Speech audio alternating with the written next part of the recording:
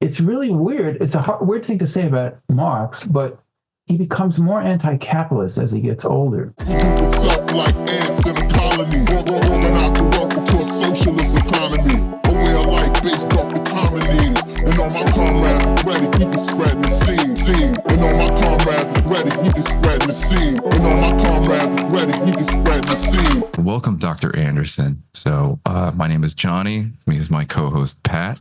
We also have Rick and Derek from the Decolonized Buffalo podcast and the Post-Scarcity podcast. Dr. Kevin B. Anderson is a distinguished professor of sociology at the University of California, Santa Barbara, with courtesy appointments in feminist studies and political science. He is the author of Lenin, Hegel, and Western Marxism, Foucault and the Iranian Revolution with Janet Ferry in 2005, and Marx at the Margins. Among his edited volumes are the Rosa Luxemburg Reader with Peter Hudis and the Dunayevskaya Marcuse Fromm Correspondence with Russell Rockwell. He writes regularly for New Politics, the International Marxist Humanist, and Jacobin on Marxism and the international politics and radical movements in Africa, Europe, and the Middle East. So we're here today to talk about Marx at the Margins, which my co-host and I have found to be incredibly enlightening and honestly kind of changes the way that we view a lot of Marx's writing and how we even view Engels to a certain extent. And I'm going to hand things over to my co-host because he has a couple questions regarding that. Hey, good morning, Dr. Anderson. It's a pleasure to have you on. So I for anybody that's in our audience that may not be aware of you, this might be their first time meeting you. I just kind of wanted to get things started by asking, would you want to give a short introduction to yourself? I know we gave a real brief one there, but if you just want to introduce yourself to our audience, and then just a little bit furthermore, what led you to pursue Marxism so rigorously as an academic endeavor? Yeah, well, I'm a product of the 1960s, so I graduated from college in 1970. So I was at Trinity College in Hartford. We had an occupation in 68, and then we had all the other things, mass strikes, everything with students. And so that's what radicalized me. I didn't call myself a Marxist at that time, although I called myself a revolutionary. And so over time, I became interested more in Marxist theory. Also, the organizations of the New Left, to me, gradually, I decided that they were too horizontalist in a bad way, although, I'm basically more of a horizontalist still, but that we needed more organization, more theory. I read some Lenin, who said, without revolutionary theory, there can be no revolutionary movements, things like that. And so I gravitated toward Marxist humanist organizations, which I did some working class activism for a few years, but then I settled into academia gradually at the CUNY Grad Center down in New York. I never thought I would have become a professor. I regarded it as a gig, kind of, I'm getting paid to write. I'm getting paid to write on Lenin and Marx, because I had these grad assistantships eventually.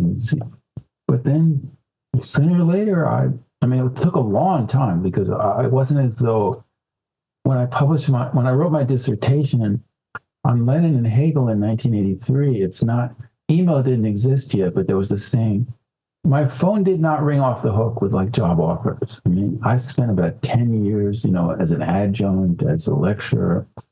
So I was in my 40s by the time my mother was getting worried, by the time I got my first academic appointment. But I've always been an activist alongside the academic and theoretical work. And I really regard the theoretical work as something that will help activists.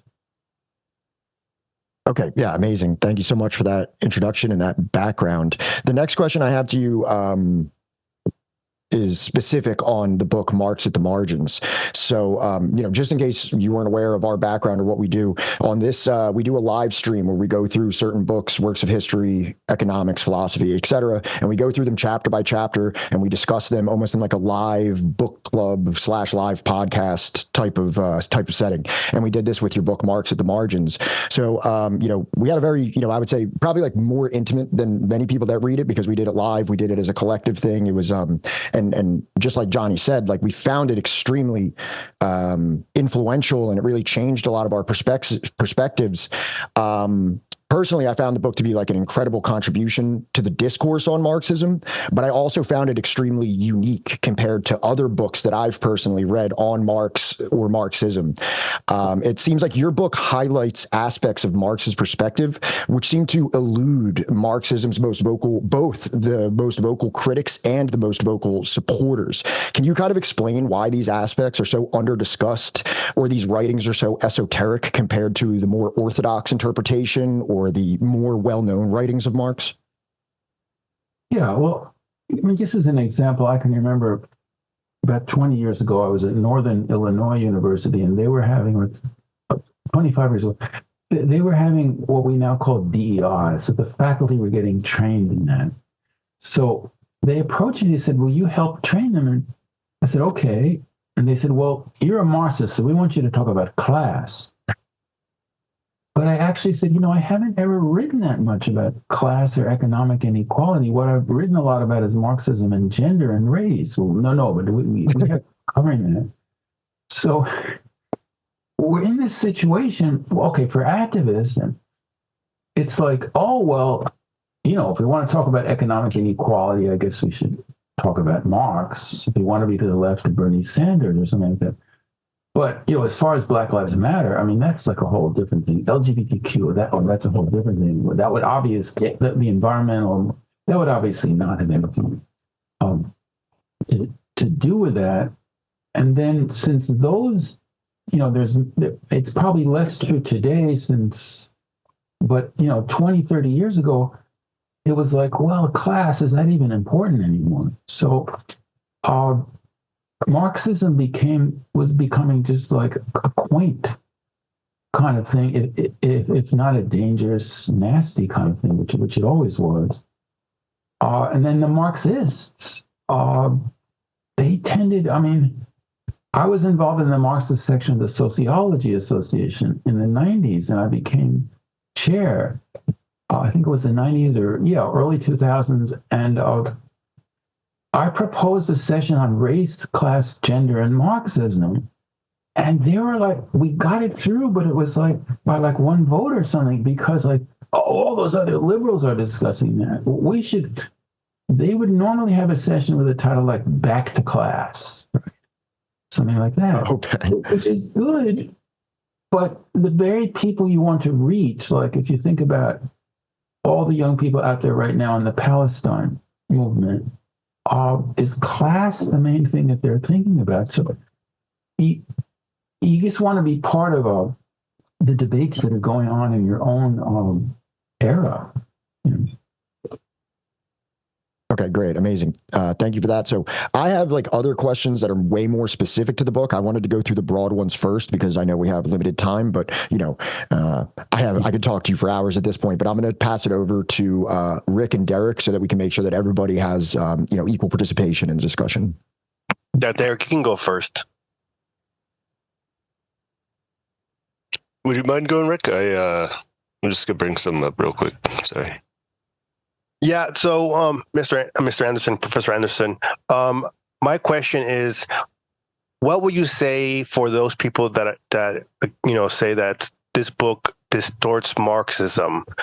Because I know you talk about in other interviews about unilinearism, and I think that and how that's flawed. So, what would you say to that? I would say that if I can quote Michel Foucault, I don't usually quote, Foucault says in this essay, What is an Author? That like we kind of, the interpreters kind of create an author, and then they even like say, well, this is what the author's real stuff is. And this is the stuff that while the author wrote it, it's not really that. And so we gradually create this thing. And of course, this is what happened to Marx probably more than almost anyone, because he had so many followers, so many different contexts. So what Marx himself thought he was doing, we maybe ought to look at that. That's one thing. But it's not just a question of being like loyal or pure to Marx or something like that. Oh, because that's just like historical. It's like if Marx is a living thinker, and he probably is, because like there are these Marxists, and also the liberals and conservatives spend a lot of time telling us why Marxism is wrong. I don't see people writing essays like why Aristotle is wrong and young people shouldn't read him. I just don't see that often. So, but if a thinker is a living thinker like that, chances are they were ahead of their times, and that there's stuff in there that back in the day, the people that were interpreting it and following it, the next generation didn't grasp the fullness of it. And maybe today we can better, and there's resources in there that could be really important to us that weren't tapped upon. That's what a living philosophy is. Yeah. So I think my second follow-up question would be, I asked because there are, I don't know, you ever heard the term like these dogmatic Marxists that believe that you have to go to that certain path, like primitive accumulation, slavery, feudalism, capitalism. And you talk about specific interviews about Joe Slovo from South Africa and how he was pushing this path. What would you say to people that are very dogmatic to, Marxist orthodoxy? Yeah, I mean, I would just say that Marx is pretty clear that these so-called modes of production and stages of history, that they overlap and intersect with each other to a great extent. He was also very clear, certainly in the last half of his life, that these stages, so-called stages, only applied to Western Europe and places like North America that had a certain common history. And that as far as Asia, by which he meant a very large swathe of the continent, including the world, including even Russia, that it was on a different trajectory. That's just, it had never gone through feudalism. He ridicules the idea toward the end of his life that pre-colonial India was feudal. And the dogmatic Marxists try to fit all pre-capitalist societies that have social classes and concentrated wealth and so forth, and the state into the thing of feudalism. So that's the most blatant example. But that's just historical. Where it becomes a problem is when they say things like, well, we have to go through capitalism and build up wealth, and then only later can we go towards socialism, which is basically, it's not just like what happened in South Africa, where they basically agreed to neoliberalism in the 1990s. If you look at China, China is saying, yeah, we're still socialist, but it's going to take a couple hundred years of capitalism. Whereas Marx thought, he didn't think he could jump ahead. I mean, he wasn't like David Graeber, who thought you'd just be utterly flexible and the mode of production you were in, and you could just jump over that so easily or something. But he did think that it was a whole wide world. And so if one part of the world had developed all this technology, that could be used in another part. They wouldn't have to go through all those kinds of stages. And there might be possible to avoid capitalism altogether. So he was interested in all those kinds of things.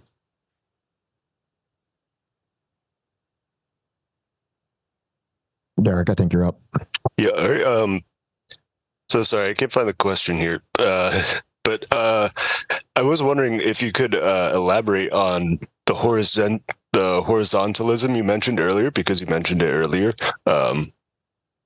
I like that term. I think it's very descriptive.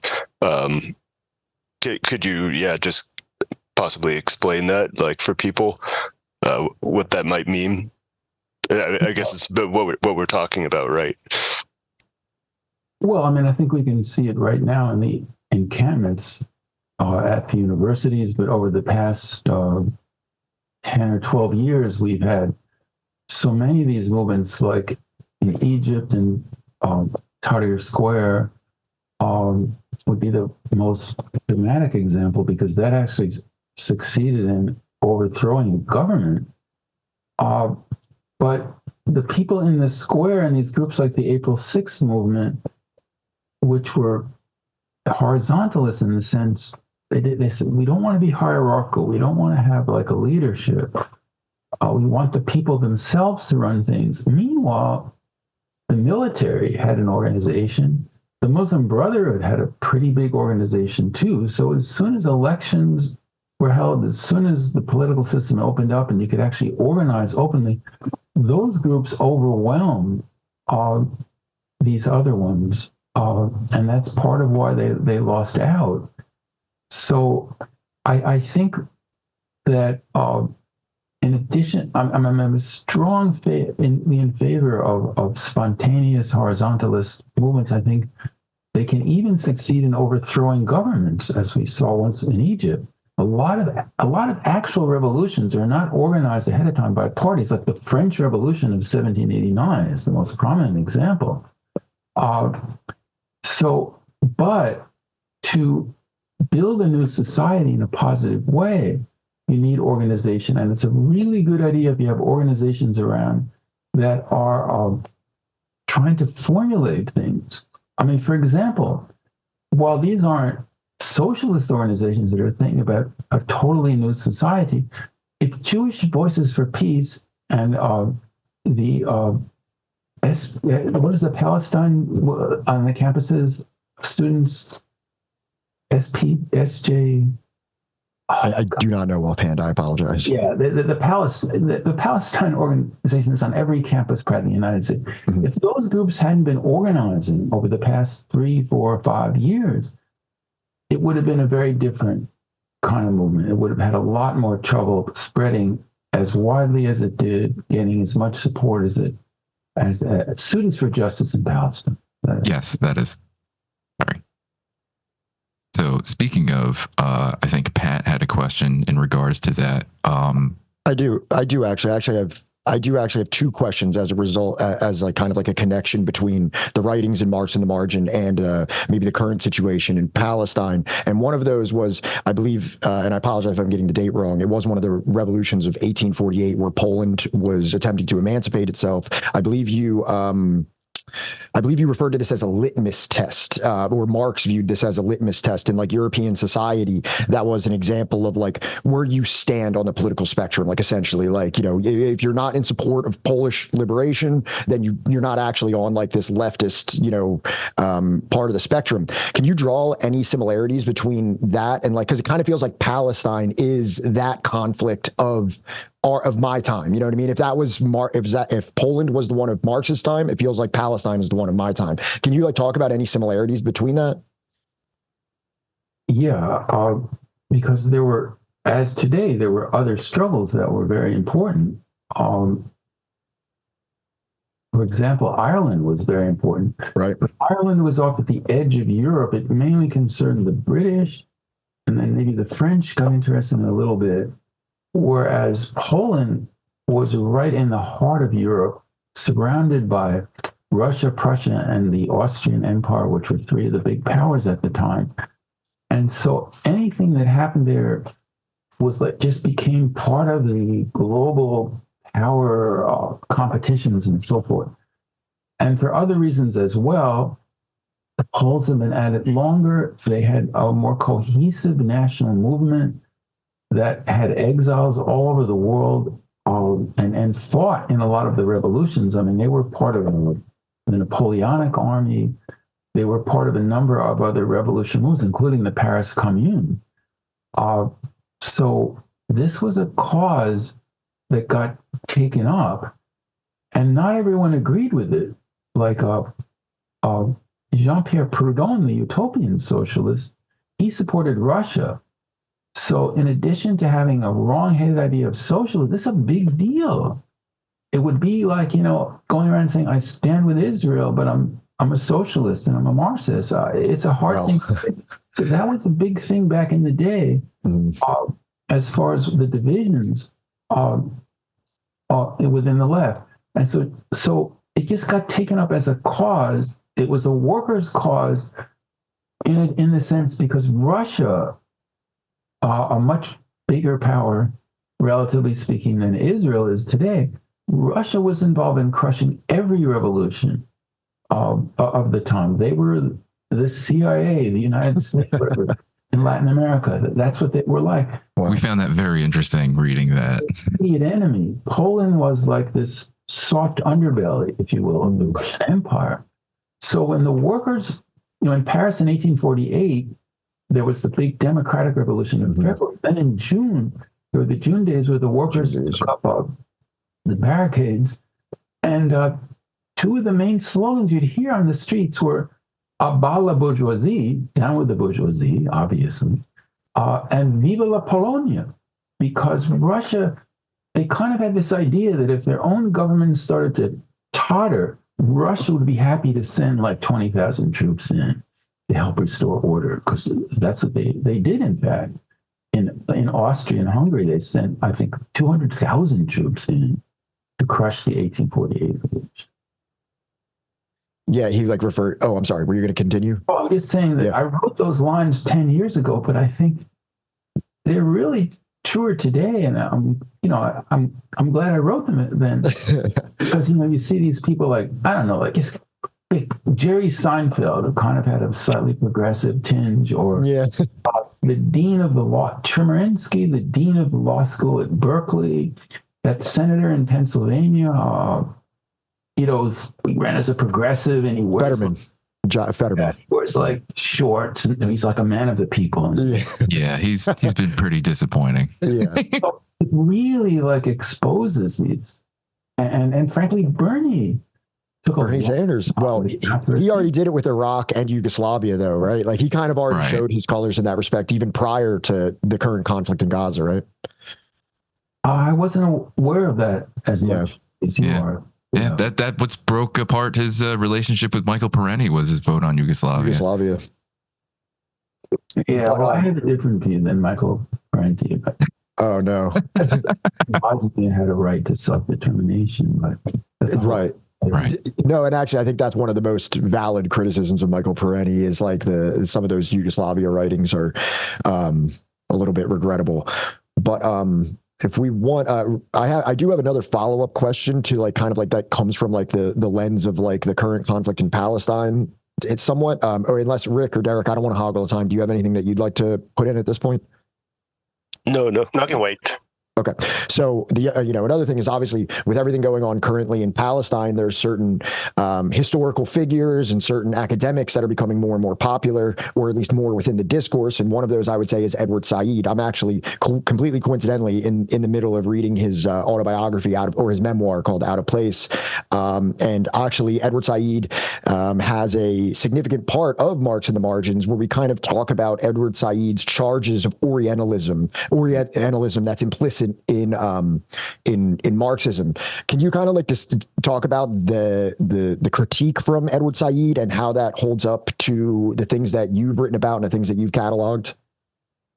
Well, I mean, I think I started out the book kind of, I was going to answer Edward Said and maybe Michel Foucault implicitly also, but as I looked at it more, I realized there was some justice to some of the criticisms that Edward Said was making, because some of these lines in the Communist Manifesto, I think that Said singles out the writings on India, but in fact, the Communist Manifesto is the worst. Right. It says, we're going to break down these Chinese walls, or the bourgeoisie breaks down these Chinese walls, these most barbarian nations, and forces them into civilization. And he doesn't seem to be opposing. They don't seem to be opposing it. They seem to think of it as more progress than Yeah, No. I was always told very early on in my evolution as a Marxist, oh, he's just being sarcastic, and I'm like, it's not reading as sarcasm. No, it isn't. Because they did, and if you read what they said, okay, right about that time, Engels writes a horrible thing about the Mexican War, where he says, well, the lazy Mexican, he actually uses that phrase, I think. It's good that the industrious North America, United States has taken over this. So there's, so they're in this model, a liberal, it's a liberal model that they inherit of capitalism is more progressive than feudalism and these other pre-capitalist formations. And so it's probably not a bad thing, although there's a lot of suffering involved, that these old things are broken down. But it's really weird. It's a weird thing to say about Marx, but he becomes more anti-capitalist as he gets older. Like the Communist Manifesto is not really as anti-capitalist as he becomes later, because later on he sees very little progressiveness, capitalism. Why is that? They were young and they were maybe living under monarchies that in Central Europe, like they grew up in Prussia, which wasn't even at all capitalist yet. Really. So they looked across the water to England and said, oh, that looks like progress. Once they got there, though, they were just absolutely shocked by just the levels of poverty and exploitation that they saw there, and for other reasons as well. So they turned again increasingly. Not that they were pro-capitalist in the manifesto, obviously not. Right. They saw it more as a two-edged sword, both progress, and then it needs to be overthrown. So it really was that two-stage theory we're talking about before, that you have to go through this and then only later on go toward socialism or communism. So that's what they drop a lot of that over the years. Also, he didn't know very much about India or China or these societies outside Europe at the time he wrote those movies. He's starting to learn about it in the 1953 articles on India, and I think there it's more complicated. Edward Said finds the terrible quotes, if you will. But there's other, as I try to do in March of the Margins. I think by 1853. He says it's our biggest ally. It's our best shot, right? He transitions to. That's a little later. That's okay. Sorry. 58 when the Indians start to rise up, because one of the tropes that he picks up from Orientalist scholarship is that India is a passive civilization with no culture. They have no history. They have no culture, right? Yeah. So when they rise up and give the British their biggest jolt, really. There was no anti-colonial uprising bigger than that in the British Empire in the 19th century than that revolt in India in 1858. Sepai, right? Sepoy, yeah. Turkish word. Sepoy.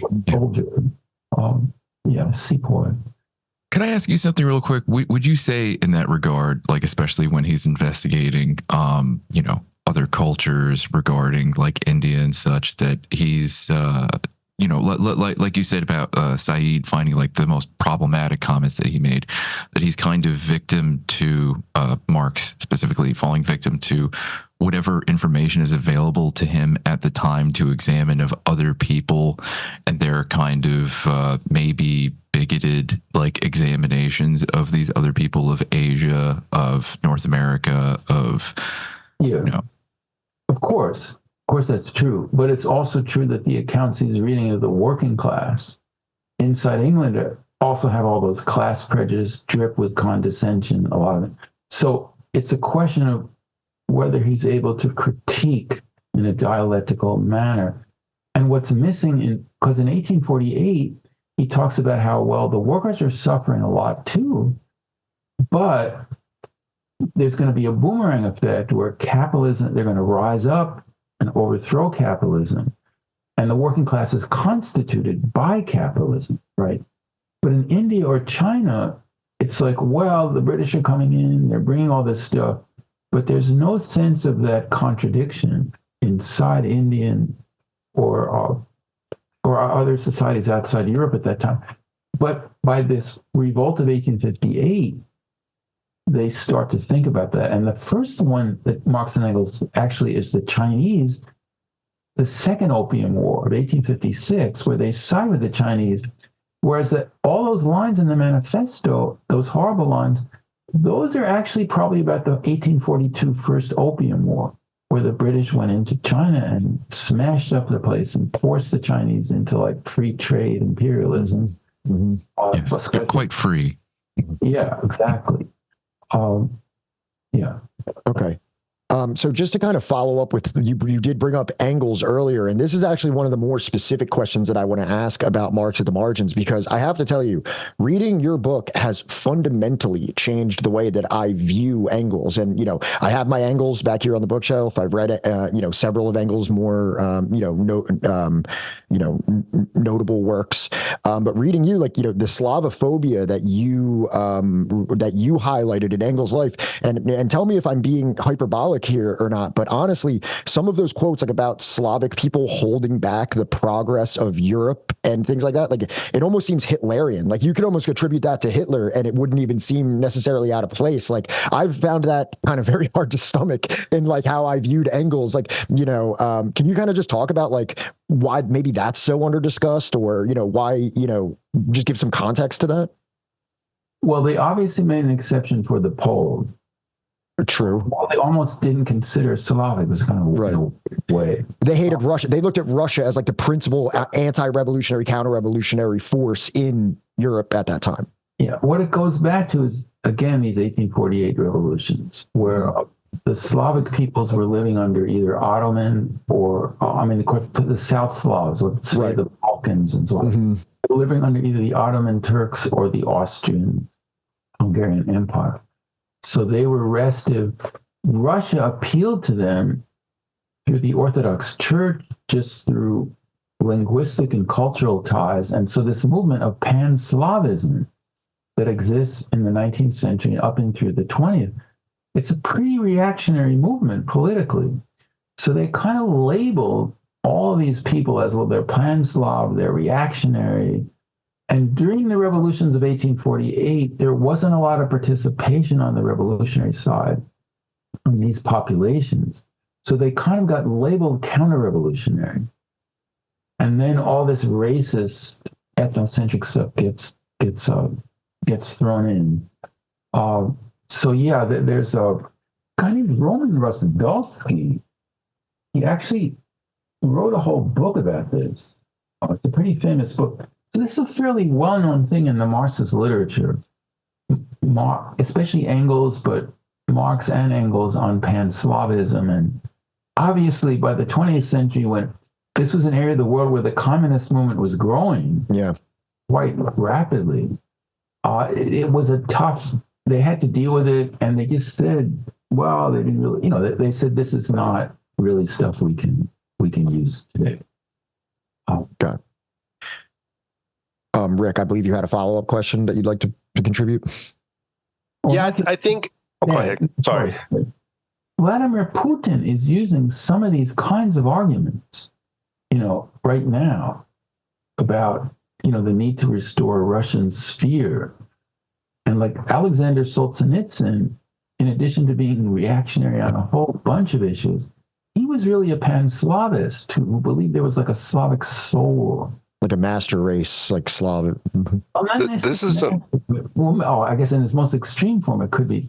Okay. But just we have a soul that we're different. We're not part of the West, certainly, and we're better. We're just more generous spirited. All the kinds of things that nationalists. Is this like Eurasianism, right? So I know that's a term people have been using. I mean, there's also, Lenin writing about Great Russian chauvinism, right? Something I like to reference a lot. Well, we have three things there. Okay. One is this kind of pan-Slavism, which, I was just talking about. And Putin's and other Russian leaders they used it under the czars, and they're kind of returning to it. Eurasianism is well, we're really not part of the West, we're really part of Asia. This is more specifically applicable to Russia. Russia and China are allied now, and Putin even said a year or so ago that, some of these early Russian rulers that were tied closely to the Mongols, who had been occupying Russia, maybe we ought to look at them again. Maybe they were better then. So, like, trying to court the Chinese a little bit, who identify to some extent with the Mongols. And then Eurasianism, Pan-Slavism, and then Great Russian Chauvinism. Okay, Great Russian Chauvinism is, well, the Russians particularly are, we're the best, we're the most cultured, we're the most important. And so these other, like, they're Ukrainians, Belarus, we need to rule over them. So, Stalin is an example of that even though he's from Georgia, this small ethnic area, he actually opposed self-determination for those kinds of areas. He thought these movements were reactionary. So that's the great Russian chauvinism that Lenin is particularly, but everybody was against Pan-Slavism. I mean, by the 20th century, it was just like, a conservative movement, very clearly. So Trotsky writes against it too quite a bit. Rick, did you have a follow-up you wanted to give? Yeah. Yes, Professor Anderson. What I appreciate about your book is that it shows Marx's progression in his life. Just like you said, Marxism, and political theory is a living theory, right? And even now we have like decolonial theorists that use, Marxist theorists, but we also critique it. And when I talk to different people, excuse me, I have COVID, so I'm kind of like here and there. Yeah. But so my thing is like, we have, a decolonial theorist that use Marxism and also critique Marxism in the same time, for its Eurocentrism. I don't know if you ever read Robert Beale's book, Eurocentrism and the Communist Movement. I think it goes very well with your book. Put his name on the chat. I don't. Yeah. So I think Robert Beale. Yeah. No, yeah. So unfortunately, I don't know that. Sorry. So I think both your books go very well hand in hand when it comes to helping fight Eurocentrism within the left spaces. I really want to thank you for the book that this book that you've written. It's not really a question; it's just a comment. but thank you for your work. I really appreciate it. I'll make a note of that book. Thank you. Professor Anderson, would you want to respond to that, or did you? Well, I'll just say I just returned from the Basque, in Spain and Catalonia, and also the Basque country. And one of the questions was, well, what do you think about intersectionality? And I said, well, I think the people that are interested in Marxism, and certainly the left wing of the people that use the term intersectionality, not the university administrators, those kind of people, that, there's a lot of commonality there, and we need to have a dialogue. And that was not the answer they wanted. They wanted to hear a, quote, Marxist, unquote, attack on intersectionality. Because think of this, they're operating in the Basque country, which almost all the politics is nationalist. But of course, they've had like 30, 40 years now of nationalist politicians coming into office and saying, oh yeah, we're going to save the people, blah, blah. And they turn out to be just as corrupt and just as bourgeois. So as leftists, they want to break away from that. They want to emphasize class and capital. But I think they're pushing this, bending the stick, as Lenin would say, too far in one direction. Yeah, I think that's what's going on, kind of what's going on here in this country now. There's something called the rise of, I don't know if you ever heard the term MAGA communist. I've heard of accelerationist, Trumpist acceleration. Or probably the same thing. Yeah. Yeah. Yeah. Patriotic socialism. It's a Yeah. weird trend. It's a very weird. Yeah, I think it's a co-option of by the right, but I do think they're actually trying to distort Marxism. We're trying to just give proper critique, right? So it's two different things.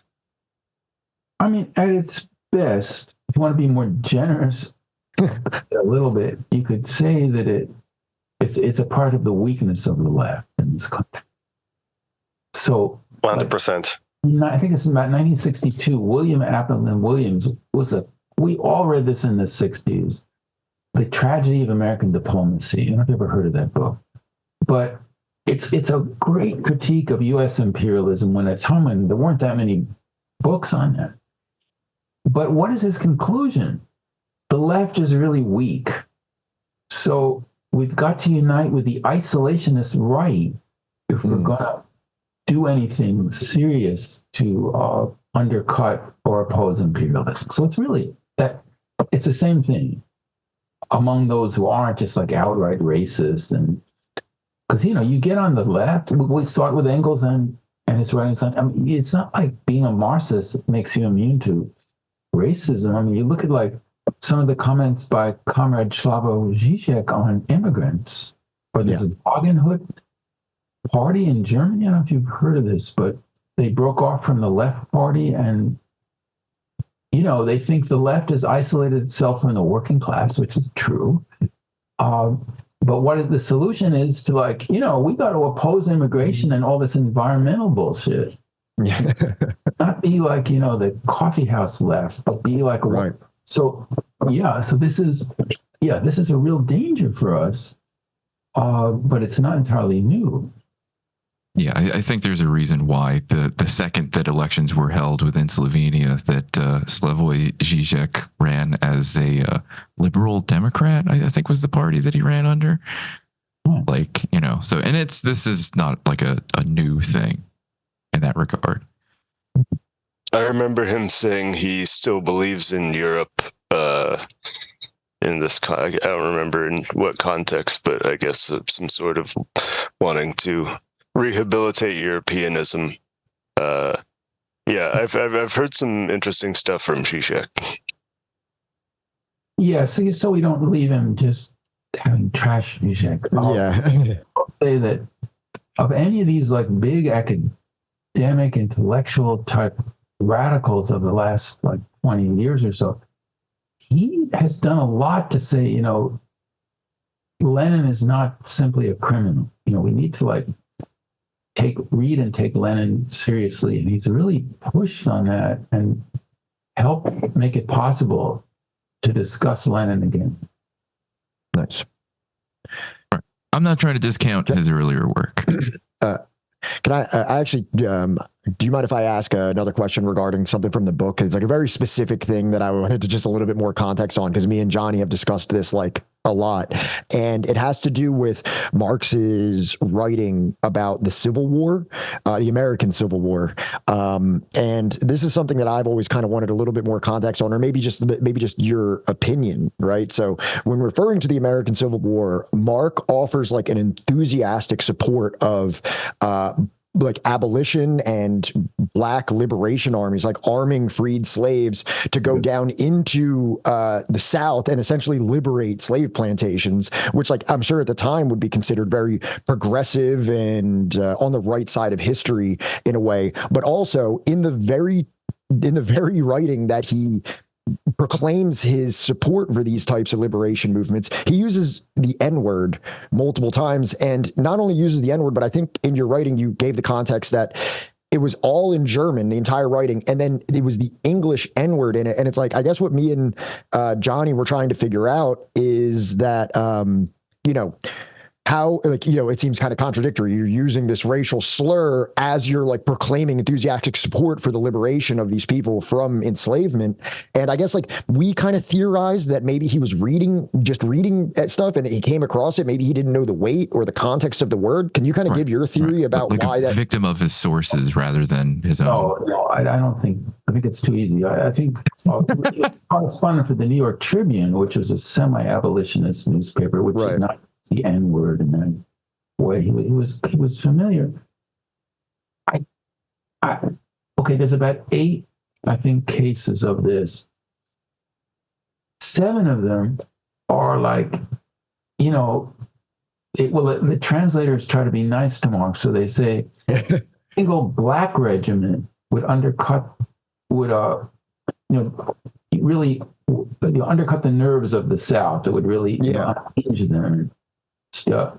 But that's the N word that he actually is using.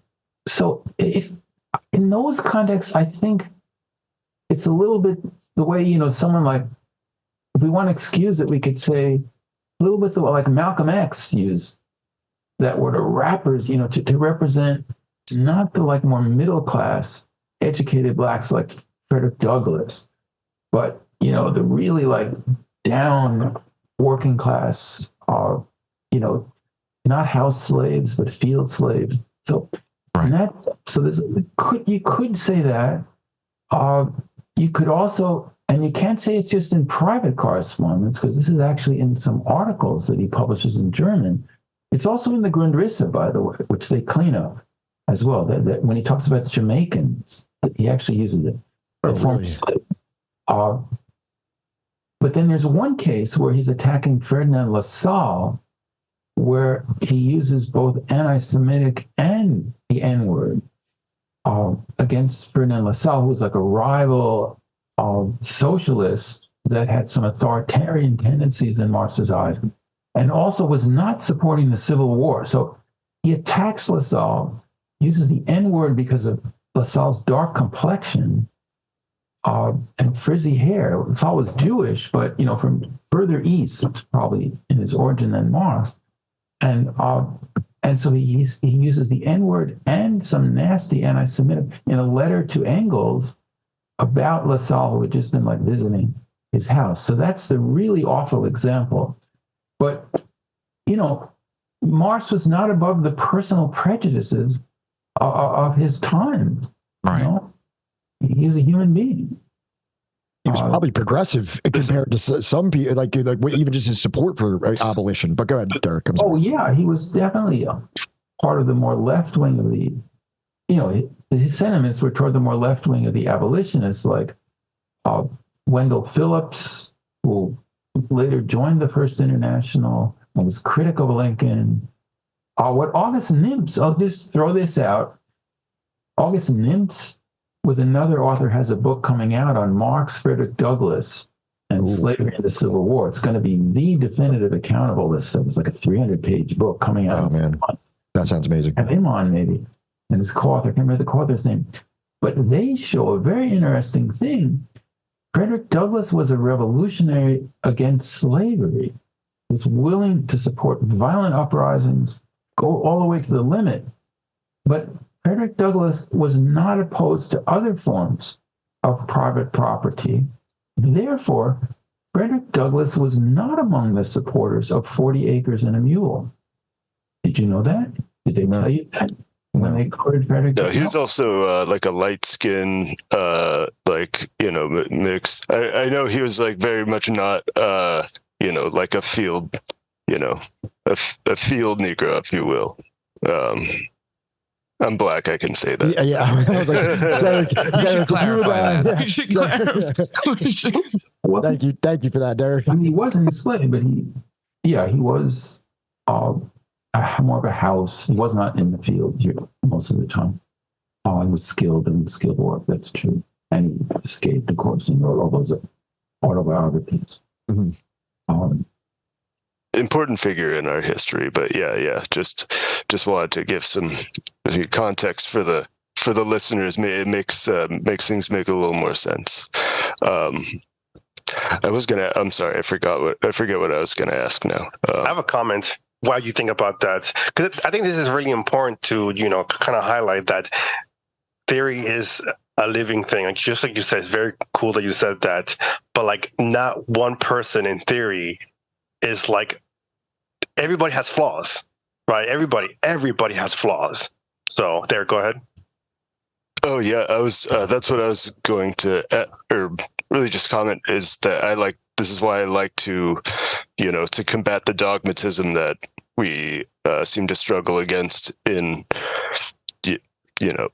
just broadly with having to do with Marx and Marxism. There seems to be this idea that Marx, was above the episteme in which he came from, the episteme and the cosmology. He's from a European cosmology, a European episteme of thought. His influences being in Adam Smith and Ricardo and the physiocrats, and this is all European epistemes of economistic and social theory. So of course it's going to be imbued with the theories of the time, which you get into his influences from the anthropologists of the time, and there's a lot to be said about the racist origins of anthropology as a discipline. So yeah, this is something that people seem to, the dogmatic Marxists like to brush over, the fact that that he did exist within a European episteme, and that gives him biases and cognitive biases and whatnot. I think one of those anthropologists was Lewis Henry Morgan. Who also very flawed, very very flawed within the native, talking about indigenous peoples here. So that's for us indigenous peoples. I hear that a lot. Is that Marx cited Lewis Henry Morgan, and Morgan was a bigot. So, well, yeah,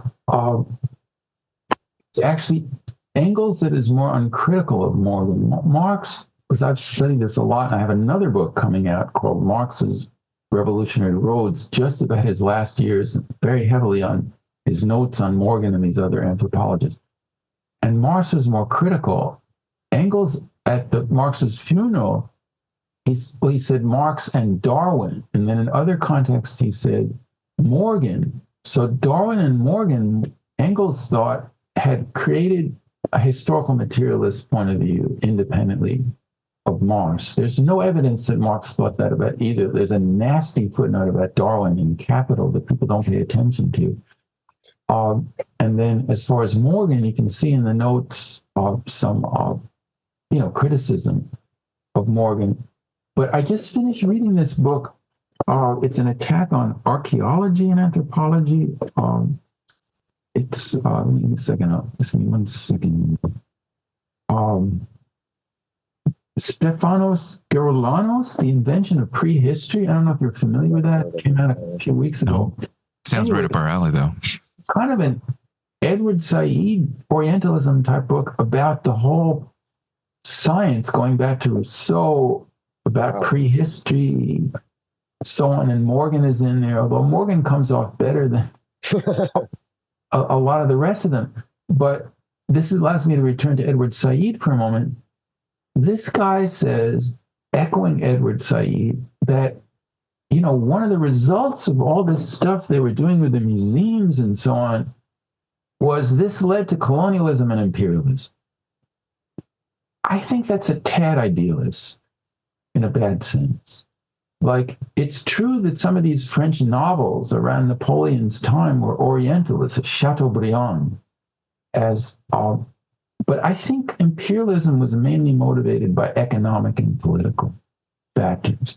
I think the cultural factors come in later as justifications and part of the whole framework more. But the idea that Said almost gets you thinking that if Jane Austen's novel had not been written in that way, that maybe the British wouldn't have gone into Africa as much. and that I don't think works. And Said himself adjusted. But that's the Foucauldian, I think it's the Foucauldian framework that Said has adopted there. Can I ask what you might think about Sylvia Wynter's work? I don't know if you've gotten into Sylvia Wynter and her work on epistemic and other anti-colonial works on epistemic colonialism, and she focuses a lot in this one work that I covered on my podcast about the Christopher Columbus's first, this 1493 the debate between Wanganay de Sepulveda and De La Casas. So that she cites that as a kind of rebuttal to the more economistic framework for the analyzing imperialism that Lenin used, and his influence being John Hobson, J.A. Hobson, kind of inheriting his economic approach, more economistic approach to analyzing imperialism. Yeah, I'm not, I'm of course aware of Sylvia Wender, but I haven't studied her work. I've studied Frantz Fanon very carefully, and my friend and sometimes co-author Peter Hudis has written on Fanon and also engaged with Winter. That's kind of through some of that discussion that I'm more aware of, and other conferences I've gone to, and hearing discussions look like right now. I think it's a very complicated issue about how culture. Obviously, any ruler of a class society is probably interested in expanding territory and wealth. So when Columbus comes and says, we're going to get you the trade routes to India, they say, okay, we'll give you a little bit of backing. There's people that are trying to develop evidence that there was something particular going on in Spain and in Europe at that time. You see this in Cedric Robinson, that there was a racism already coming into being in European civilization. Of course, if you read people like Oliver Cox or C.L.R. James or my own mentor, Rai Danievskaya, what you find is, example they would always give is Shakespeare's play Othello. Now, Othello is not a positive character, but he's not step and fetch it of like the Gone with the Wind movies. He's a very intelligent, commanding, brave, all these kinds of things character. He's commanding white troops. When has Hollywood had a film of a black officer commanding white troops? A major one.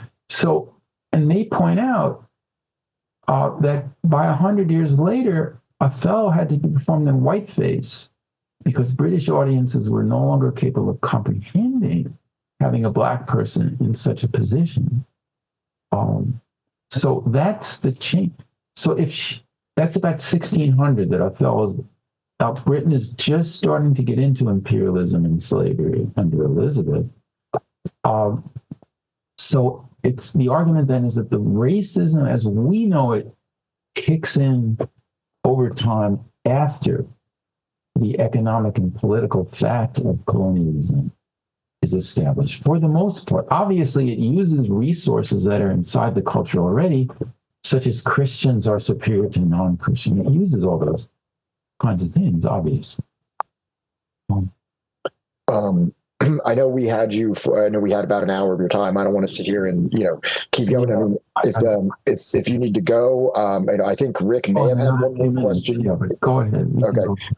Rick requested a question. So we'll do this as one last question, and then we'll do a sign off, and then we won't hold you hostage any longer. Yeah, my question is about Engels. So do you think as a theorist, because Engels obviously ties a lot of his work to Marx. Do you think if Marx wasn't around Engels, would Engels have been as popular as he is today, or would he's been a nobody? Interesting question. Oh, I don't think Engels would be a theorist in his own right. Marx is put alongside John Stuart Mill, Hegel, you name it, all the great thinkers of the time. That doesn't mean Engels didn't have a serious contribution. He wrote actually a critique of political economy in a brief form before Marx did, and Marx always appreciated that. That was like in the mid to early 1840s. And then the sociological, if you want to call it that, study the condition of the working class in England about Manchester. This was a gem. And of course, Engels was the editor of Capital volumes 2 and 3 and to extent volume 1. And he made mistakes, but he got those works into into publication from the handwritten manuscripts. So, and he was also the comrade and colleague of Marx, but always the junior. It was always clear that even if they signed the thing, that Marx was the main author, Marx had the final word on what the content of it was. So we don't want to dismiss him because he was really he's one of the 5 or 6 greatest Marxist thinkers probably after Marx, but he's that. And he had his flaws, and I certainly emphasize those in the book, whether this positivistic kind of view about maybe mechanical materialism to this, the way we edited Capital, I think is problematic. And then also on gender, the book Origin of the Family, while in a way it's his greatest book, it's also his worst book because it's a very schematic that became a dogmatic view of